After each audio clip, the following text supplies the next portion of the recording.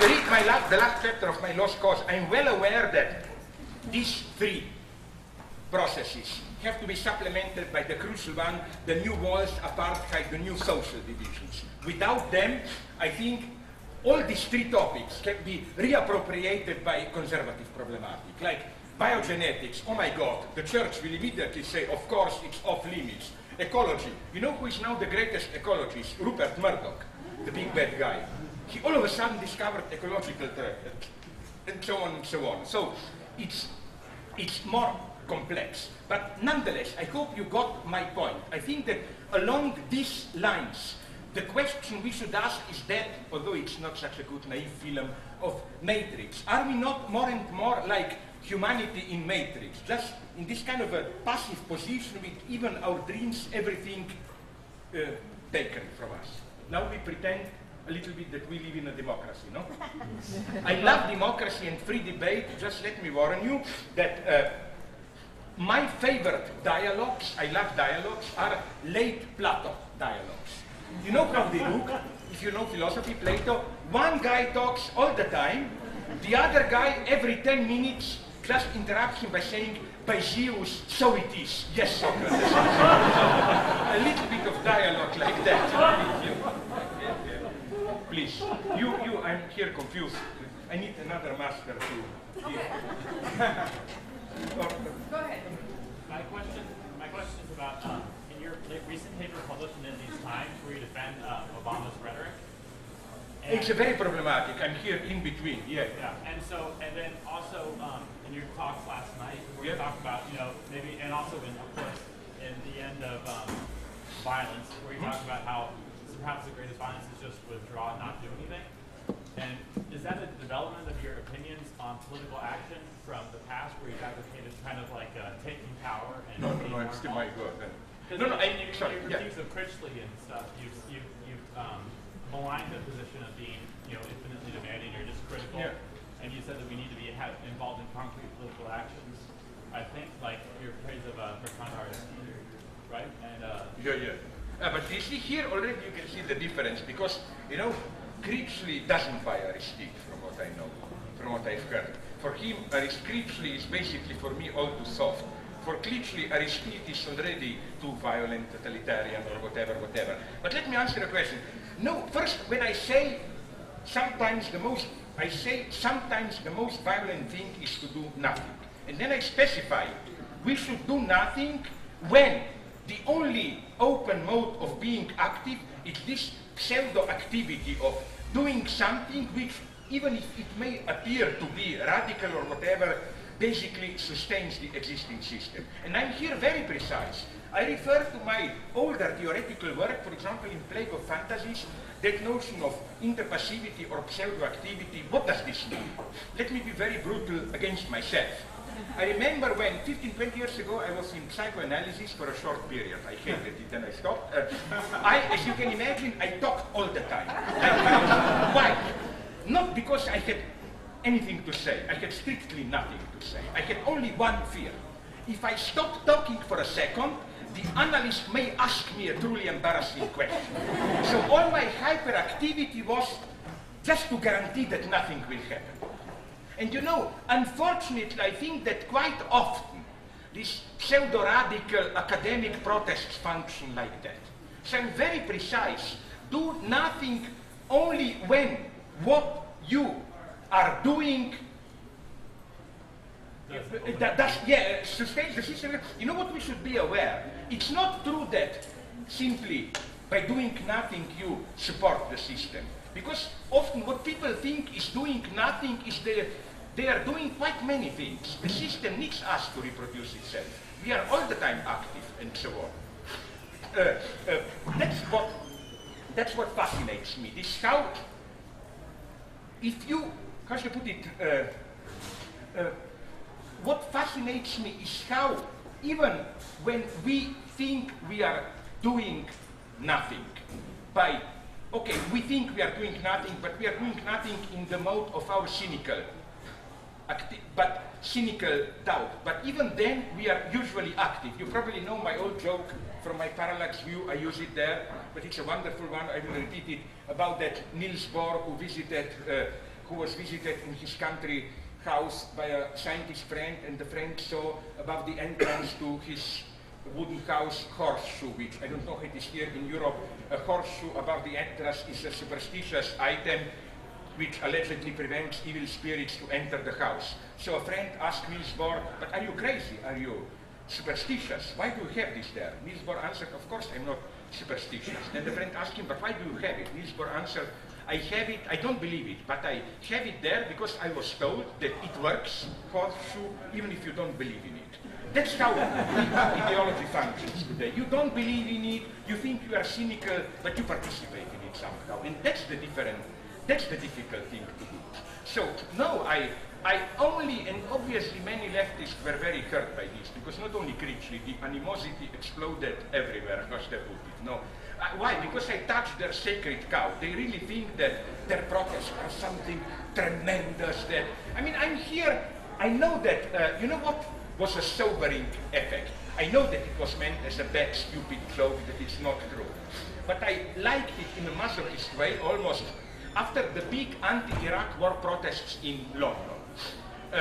Bush visited United Kingdom, and the journalist asked him, what does he think about big 1 million people on Trafalgar Square demonstrations against? You know what was President Bush's answer? Very cynical, stupid, but unfortunately I think there is an element of truth in it.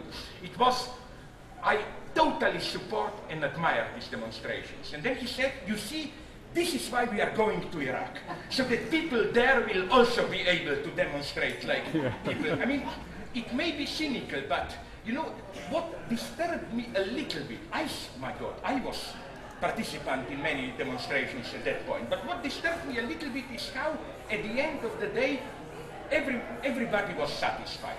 Those in power were satisfied. You see, we are a democratic society, they can protest, because they knew that it will not affect in any way the decision, will there be a war or not. The protesters were satisfied. I claim a little bit cynically, because most of them knew that this is a gesture of protest which will not change anything. So it surprised me how, at the end of the day, it's as if everybody did his or her or their duty, everybody was satisfied, and so on. I claim there are often situations where you are, I think, we are wrong when we think that the strategy of those in power is to keep you inactive. No, they want dialogue, contact, and so on. Their strategy is, as my friend Robert Thaler, the Austrian philosopher who invented the notion interpassivity, said, their strategy is the one that in boxing, I think, you call it clinching to the enemy. You know, like please come, let us have dialogue, and so on and so on. In such a situation, ominous silence is much better. I remember from my own socialist youth, where I'm not saying I was a great dissident, but somehow part of it, and incidentally, I felt absolutely at home, as if the Republican convention was back into real socialism. Why? You notice how Republicans repeat all the time, we are for change, for radical change, and so on. But they are the guys who are in power all the time. And I remember when I was young, and we started a little bit dissidents here and there, the answer of communists were not, we are status quo, don't do it. Their answer was, you are not critical enough. We communists are agents of radical change. You know, like you had the same paradox of a power structure which legitimized itself as an agent of a permanent radical change, and so on and so on. So I feel very much at home with this topic here, no? But, okay, sorry, I was too long. Okay, but you got the idea that no, that's not my... I think one should be simply an, not unprincipled, but principled opportunist here. Let's do everything. Big protests when big protests are needed. Violence when violence is needed. Only civil disobedience when that is needed. Doing nothing when that works. And I remember, back to my socialist experience, at some point when nomenclatura in power started to lose their confidence, they terribly wanted dialogue with us. We got all the time calls, come to us to Central Committee, let's have a debate. And then when once we went there, we spit on them, you are worse than Stalin. And we thought we would be maybe arrested a little bit, no danger, but so that you can then have your badge of honor, victim of communism. And no, communists told us, so nice that you came, let's debate more, and so on and so on. And then next time, we did nothing. We didn't come. And this incredibly raised the temperature, you know, like, my God, no dialogue, what is... At a certain point, this works, non-activity. Just doing, you know, when you are expected to do something, doing nothing can create terrible anxiety, which is good. It puts fear into them in power, doesn't it put it? No. There were guys there and, okay. In the back? But there were also, please don't privilege, you try to be opportunist centrist, but don't privilege only the right. Give also a chance to the left. You, and then Okay. you. No, this woman first, and then you're next. That's okay, I'll wait. That's all right. I'll wait. Go ahead. Just be loud enough, please. Yesterday you said about Mr. Obama, and I would like to hear a little bit more specifically about, you know. No, okay. I think you reminded me that my short comment, what isn't published in, I don't know if only online or printed in this time, so I don't want to repeat myself. My point is only my mixed feelings. On the one hand, I have a suspicion that he is a little bit doing what was done to Martin Luther King even now to himself, like watering down his message a little bit to be acceptable, no? On the other hand, I think that he is opening new topics, new ways to talk about, and don't underestimate the importance of this. For example, the horrible thing, as I improvised yesterday, for me is that it's not the fact that tortures go on in Guantanamo. I, in a cynical way, totally accept that maybe in China, I don't know where, Russia, they torture much more. What worries me is that all of a sudden, torture is becoming, Germans have this wonderful word, salonfähig, appropriate for polite salon debate. All of a sudden, and that's horrible for me. I would like to live in a society where you don't debate about torture, it's obscene. It should be dogmatically evident you don't torture. It's the same as rape.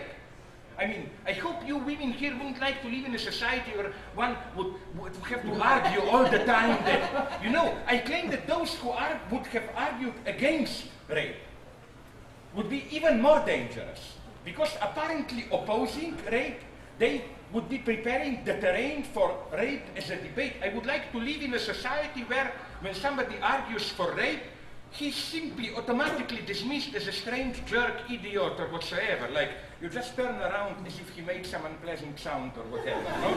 And I would like to live in a society where with torture it's the same, my God, no? So, what I'm saying is that we have this type of changes. And, which are bad, but maybe we can counteract it with different changes. The things like race, other, how you treat so-called terrorists and so on, that maybe something can be done here. And my point is simply, don't underestimate this. How we talk about things, how we perceive them, what is permissible to talk about publicly and so on. It is very important. Because what we do is ultimately determined by what we talk about. I think that cynicism, in the sense, oh, you just talk and so on, it doesn't matter, is a wrong attitude. So I have just a simple mixed feeling. Also, the reason I'm not ready to condemn simply Obama is that, you know, I'm deeply suspicious of that old pseudo-radical left strategy whose utter catastrophic result was Nazism, where you know that how Communist Party reacted first to the threat of Hitler taking power. It was even better because now at least all illusions will fall and we will have clearly the enemy there in power. No? Okay, all illusions did fall, but then I don't know how many, 30, 40 million people have to die before or whatever. So again, let's just, I don't like this topic, is Obama sincere or not? Or does he, is he? I don't care. It is an opportunity to change the rules. I think this situation today, it's a very interesting situation. Things are changing radically at the level of what we talk about, like we can talk about torture and so on. All this points towards a great uncertainty in what I would have called with Hegel Sittlichkeit, the social ethical substance of our lives. And we should also be active here. My God, let's not leave all the initiative to the bad guys to introduce torture and all you want then and so on and so on. So it's very modest though. You've argued against Negri's notion of nation state. Negri's notion of nation state, no. Negri says there is no nation state. Yeah, yeah. And you say there is. Would you elaborate more on the basis of WTO, NAFTA, World Bank, IMF? First, I don't think these are truly neutral. Even Negri, Negri cheats a little bit. He's my friend, but I would say, in what sense? He claims that, okay, there is this post-nation state global space, but then he claimed that United States did a nation-state coup d'etat on the global order, no? So he even proposes in his last book, I don't think, did it already appear in English or here with you, Goodbye Mr. Socialism. Did it already appear? I don't know. His book of self-interview, talk with a friend who is probably his friend, so that they, okay. He there claims that for the left, at the present level, we have an unresolved tension in global capitalism itself between the true universality of global capitalism, embodied in these international brain trusts like, I really hate them, Davos, you know that, where all the big guys from Bill Gates to Dalai Lama or whatever meet. And he claims that at this level, the left should make an alliance with Davos, the true universal spirit of global capitalism, against United States as a nation-state coup d'etat. I think this is a naivety. There never will be a truly universal global capitalism. I think that nation-state is here to stay, and I think even empirically this is true. My God, was there ever a stronger nation-state as to its means, effective power of control, apparatus of control of armed forces than United States today? And if you see all these international organizations, from World Trade Organization, International Monetary Fund, and so on, isn't it the problem that they are simply not truly universal? They are in service of a couple of nation states, which is why, although I don't think this is a long-term strategy, at least tactically, one should even do a little bit of immanent critique of global capitalism, measuring it by its own standards. If you ask me for a state which is paradigmatic today, I would say Mali. Mali, you know, the small, not so small, okay, little people, a small number of people, African, no Western African country. No, why? I will simplify to the utmost the analysis that I've read, but the situation is, I simplified the following one. In the south of Mali, they have cotton, in the north, they have beef. What's their problem? Their problem is that their cotton is the best in the world, produced at a price which is half of the price of the cost of the American cotton here in Carolina and so on. What's the problem? The problem is, as you know, because these are Republican congressional districts and so on, United States spent more money to support cotton farmers here than the entire state budget of Mali. So I read and I saw even on TV an interview with Mali Minister of Economy who said, no, we don't want your help. We don't want any socialist measures. We just please want you play by your own rules. Where is your free market competition? If you just allow market to work really without you violating it by giving state support to your farmers, Mali would be saved in a couple of years. No way. No way. The United States didn't budge. In the north is a similar situation, only in concerns cow milk, and the bad guy are Nestlé and other European companies. So it's incredible, the Western hypocrisy on how they insist on, you know, do away with state mechanisms, allow market to work to these poor third world countries, but themselves they brutally ignore. They brutally, for example, that's the irony. Now I'm talking to the north of Mali. Why does Negri have that position? I don't know, because he is so fascinated by, you know, what one has to do with Negri is the evil thing to look at his interviews, not in Europe, but when he is outside of Europe, when he thinks that our Marxist KGB big brother doesn't see him, like in Latin America, he often says there things where he just explodes what he really thinks, and it's afraid maybe to say it in Europe. For example, I read a recent interview with him in Brazil where he said, today's most dynamic digital capitalism practically already is communism. We no longer have to fight it, we just have to join it, and so on and so on. Which is why, very strangely, for example, in this book, Goodbye Mr. Socialism, Negri praises Lula and totally opposes Chavez. A strange animosity against Chavez, and so on. I think he's a little bit too much obsessed by this very old-fashioned Marxist idea of capitalism at its most progressive is practically already communism. Which is why no wonder they didn't notice how both his and Hart big books, Empire and especially Multitude, and in a very theological note, with explicit reference to a kind of a theological term, they claim multitude, local, but the moment will come when, I think this moment will never come. I think that what Negri sees as an obstacle to fully exploding multitude, state power and so on, is really its condition of possibility. I think Negri makes, to put it in Marxist terms, this pretty classical mistake.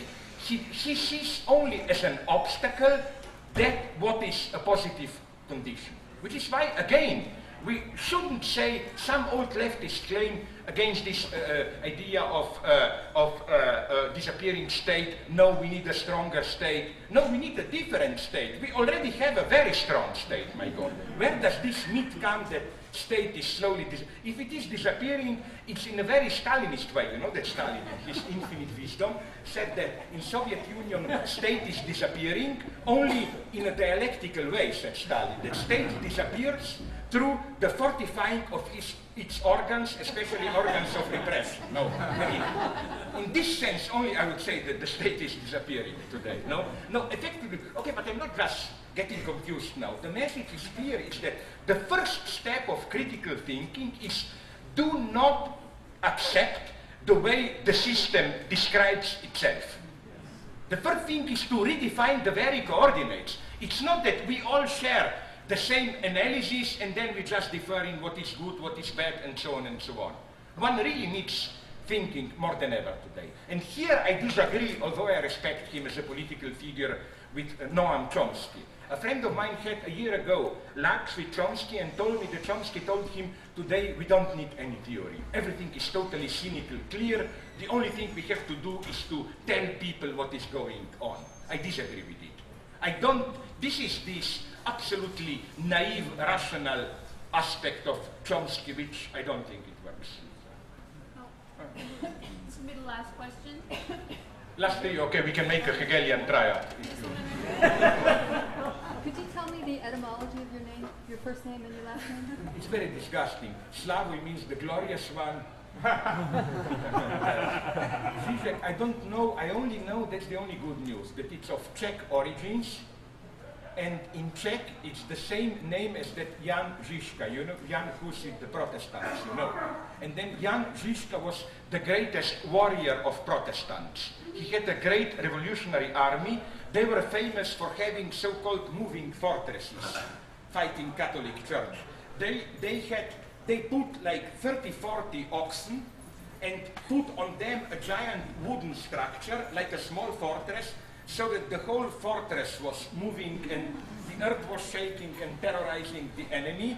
And they were so-called Husids or Taborids in the Tabor, which is town south of Prague.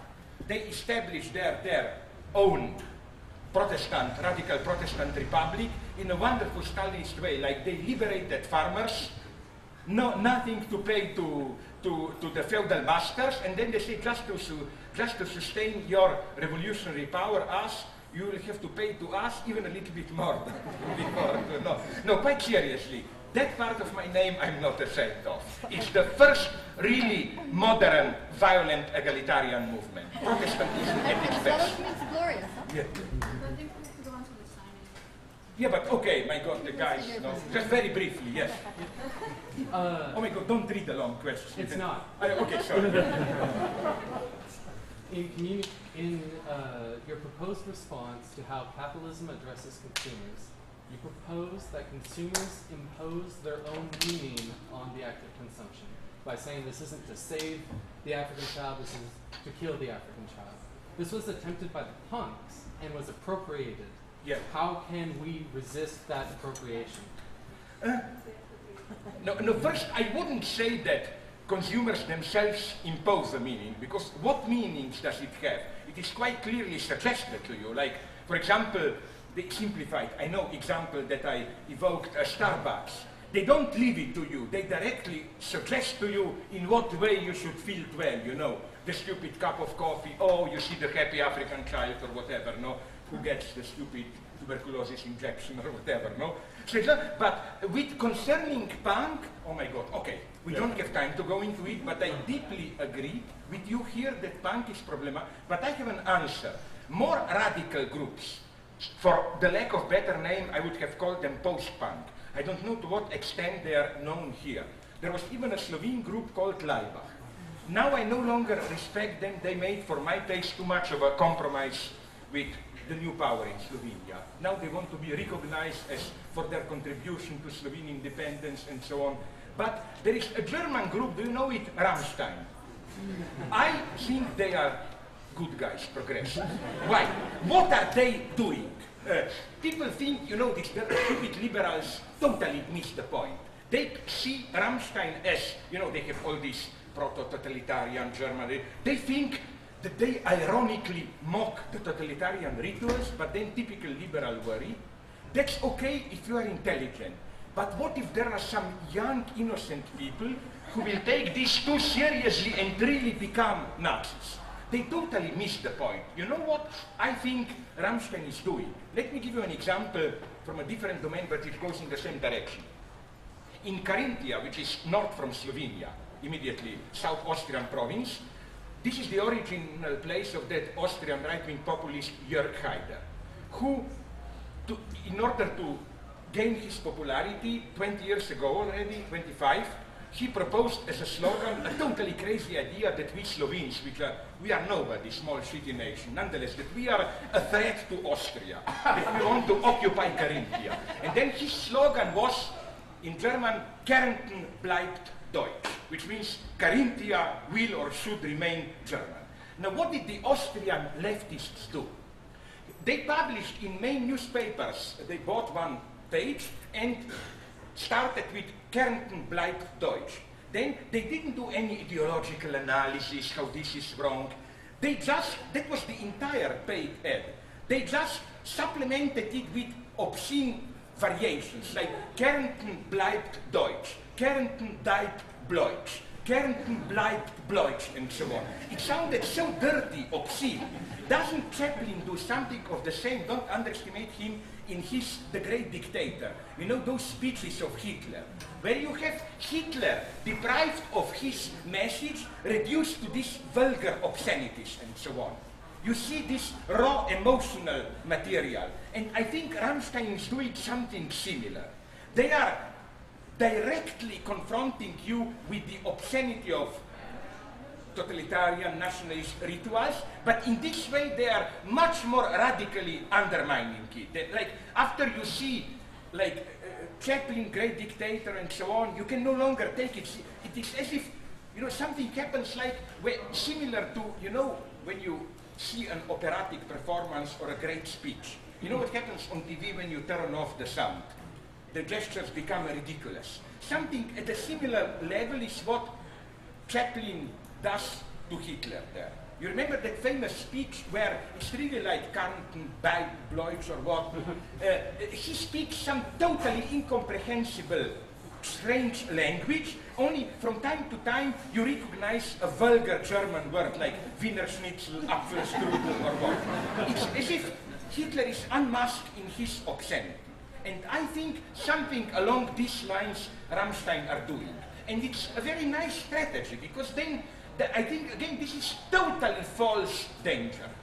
This perception, what if people take it seriously? I hope they do, because in this way they will really get rid of it, of Nazism. I mean, because, again, what you get, so, again, at this level I cannot develop it now, a very precise theory of why punk was not enough and why you have to move like a little bit further. Because, you know, it's even in Europe, there were big polemics, at least when I was young, not so young, 20 years ago, how to categorize even these bands, you know? Punk, but it's no longer that old punk, Johnny Rotten and so on that we knew, no?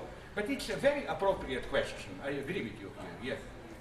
Yeah. Well, just really quickly, in some of your previous Louder. in some of your other lectures, you mentioned that the favelas in Brazil perhaps might be a site of sort of like a new, sort of almost like ontological shift in like leftist kind of like interaction. Yeah. And in your book, I thought in the section on Heidegger, I thought it was really interesting that you said that his disillusionment was that like that Nazism wasn't actually an ontological, but only like an ontic. Sorry, that it function. wasn't? Yeah, that it wasn't. Right, that's what I don't know. Maybe I read that wrong. But so how do you? How would you say that like it's possible to have an ontological movement on the left today, or ontological what? Yeah, like a shift in politics and like a new like something beyond capitalism that is like.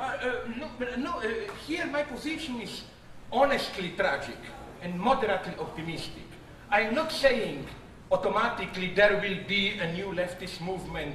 I'm saying that we will sooner or later face a dilemma. If there will not be, then we are approaching some kind of a new apartheid, neo-authoritarian society. It's already happening in front of our eyes. So I think that in contrast to old Marxism, the big other of history is not on our side. Unfortunately, we cannot afford this old Marxist reliance, you know, history is with us. We are moving with the train of history. No, we have to, how should I put it, Benjamin said this, that the task today is that the problem is that the train of history is running towards precipice. Our task is not to run the train of history, to stop it. Maybe in the last minute, no? So, no, I don't see precisely, unfortunately, any, if by ontology you mean any ontological guarantee. You know, this almost pseudo-Marxist with Marxist more ambiguous automatism, like, you know, like history itself is pushing towards emancipatory. No, history itself is pushing towards catastrophe. Catastrophe is an open situation. My only pessimism with small element of optimism is only that that times of catastrophe, of apocalypse, are also times of openness. It means that what I think cannot happen is that the present system, the way it is, can slowly expand itself so that in 20 years the whole of the world will be a happy, worldwide liberal democracy. It cannot. It cannot. There are not only ecological, not only these vulgar empirical limits like not enough resources, but for more fundamental reasons. This means an open situation. Nothing is guaranteed. Doc, give one and then I will collapse. To paraphrase Carl Schmitt, Yeah. do we need to find an enemy? I mean, here I would say, I don't have time to go into it, but here I would say that, you know what's the problem with Carl Schmitt? It's that I'm more and more convinced that Agamben has the right reading when he says that all Carl Schmitt is basically a desperate attempt to recuperate and reinscribe into his own reactionary blah blah positions the insight of the young Benjamin in his critique of violence. That all the effort of Carl Schmitt is to obliterate what Benjamin calls divine violence, the emancipatory violence, because Carl Schmitt is not that he allows too much violence, not enough. For him, it's only, if you dismiss simple criminal violence, it's only this, how do you call it, state protective violence of a constituted state and state founding violence. There is no space. So Carl Schmitt is, I think, very reactive figure. Carl Schmitt's big other is interesting to know, do you know that they even exchanged letters when they were young? Yeah, in the early 20s they even had correspondence, Walter Benjamin and Carl Schmitt. I think there is no way to read Carl Schmitt without a reference to Walter Benjamin. I think the key is given in Walter Benjamin, and there is now the topic how to read Benjamin. Here, my good enemy now, Simon Critchley, whom you mentioned, the polemics goes on, I warn you, it will be soon printed, it gets even much dirtier, because now Critchley attacked me, claiming that I totally misread Benjamin's notion of divine violence. He claimed that I am for some kind of irrational outburst of violence, and the way he reads it, this will be my answer, is I think totally wrong. What he does is he reads divine violence as a kind of a strategic, in the sense of if we were to be perfect divine, there would have been no violence. But unfortunately, in our imperfect condition, in order to prevent greater violence, you have to strategically kill, use violence, and so on and so on. I think if Benjamin's violence is not something, it's not this.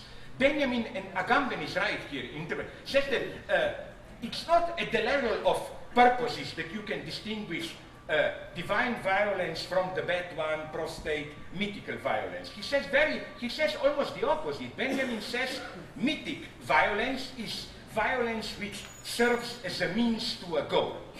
Divine violence are means without a goal. If anything, is in its appearance even more irrational outburst whatsoever. So I think that this pragmatic reading, we would all like to live in a world without violence, but because of imperfection and so on, you have to kill here, torture there, and so on and so on. Precisely this utilitarian calculus of a moderate level of violence is not what Benjamin means. I think Benjamin is an embarrassment here. My right-wing friend, Peter Sloterdijk, whatever you think about him, he's reactionary, but we personally like each other. I mean, I'm very open with him.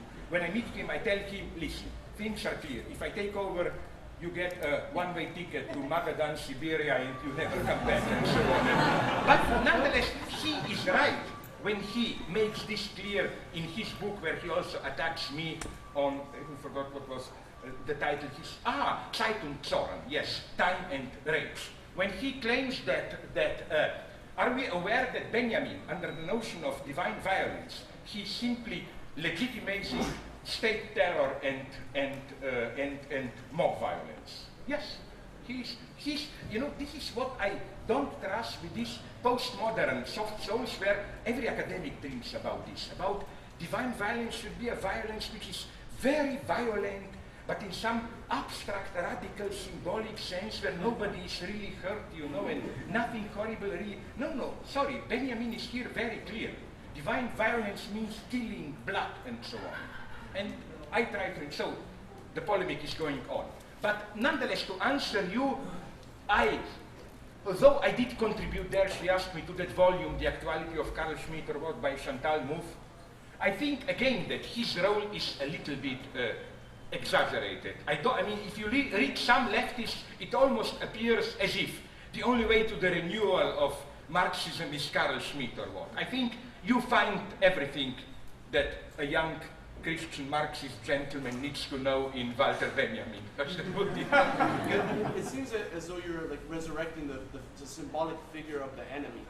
I mean, we need an enemy to survive, in a certain sense. Like, no, but I'm doing something else. Real Here, no, not that we need an enemy, but here I will tell you something where I agree with you. It is as if today's liberalism is prohibiting the very word enemy. It's as if in politics there are not real enemies, just people who are duped, who are victims, blah, blah, blah. And the price we are paying for it is that enemy returns all the more forcefully as Guantanamo and so on is totally excluded from human community. I claim that the other side of this liberal idea of, no, we should accept the fact that, sorry, in it's not so much that we need an enemy. There are enemies, my God. Let's not, here, this is what I find problematic in all this multiculturalist topic of tolerance and so on and so on. Not because of any class essentialism, but the whole matrix, as it were, of struggle changes. Because in multiculturalism, anti-racism, the whole point is to transform antagonism into peaceful coexistence. Men and women, different races. Like, the point of feminism is not, I hope not, maybe, whatever, maybe I will sign confession and kill myself, but in principle, it's not that men should disappear. It's to find a new, peaceful, blah, blah, blah, where one doesn't tread the other. But sorry, this is not the logic of what we once called class struggle. The point of class struggle is not to replace antagonism with peaceful coexistence. No, it's a real struggle among enemies. And it's not so much as some pathological need for it. If anything, the present liberal system has a need for it. For me, this is the whole topic of the war of terror, how precisely at the point when capitalism won, when liberal tolerance ideology won, there was this need to quickly construct a new enemy. Then, do you remember how throughout the 90s it wasn't clear? At some point the candidates were even Medellin cartel, cocaine and so on. Finally, happily for them, they found terrorists and so on and so on. It's liberal system who here, this is the truth of Carl Schmitt, that liberal system itself deeply needs a figure of the enemy. Sorry, now I have to, I'm a little bit tired. Okay.